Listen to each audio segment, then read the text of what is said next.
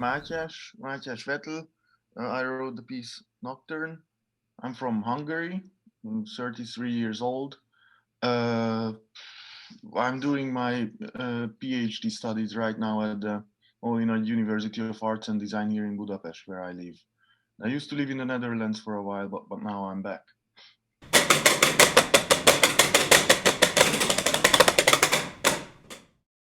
I got accepted as one of the selected composers in Gaudeamus Music Week. It was a couple of years ago, and so there was the resident ensemble called Slagwerk Den Haag, this percussion group based in the Netherlands, in Den Haag, in The Hague. And so each and every one of us, all five of us, needed to write something for them. And so they wrote us a letter, which it was, yeah.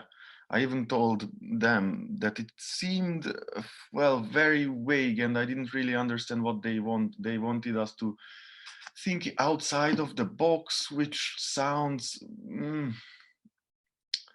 well, rather bullshit.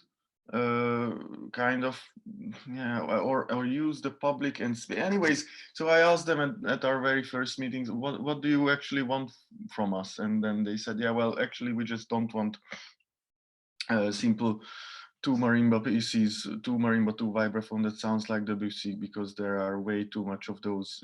We just want, I don't know, just anything experimental. And so then I've had a lot of thinking about what I should do. And so basically the whole idea came from just the idea that whenever you hear something, you see something blinking, or just the notion of what you hear, you see something change as well. And then with lights, it's the easiest.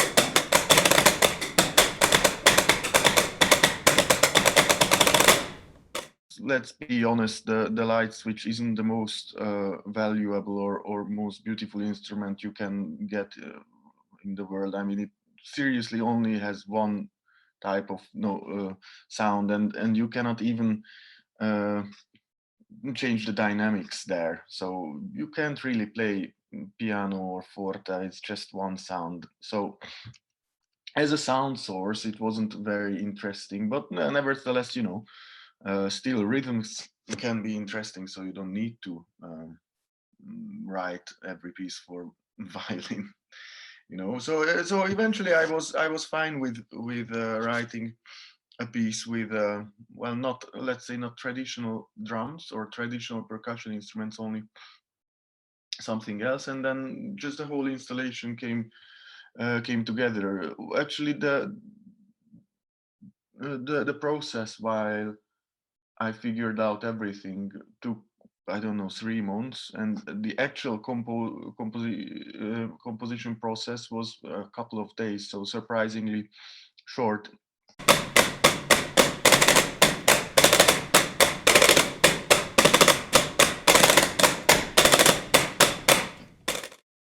I was experimenting with always the same core idea that I wanted to find somehow a middle way between, let's say, between being in time or being in tempo and not being in it, so that you feel a pulsation, but you cannot really put your finger on where the bar starts. It would be a nice strategy to do always the same idea throughout your whole life for different instrumentations, different whatever, and then you would have a recognizable style. But then I was like, isn't that a bit too easy?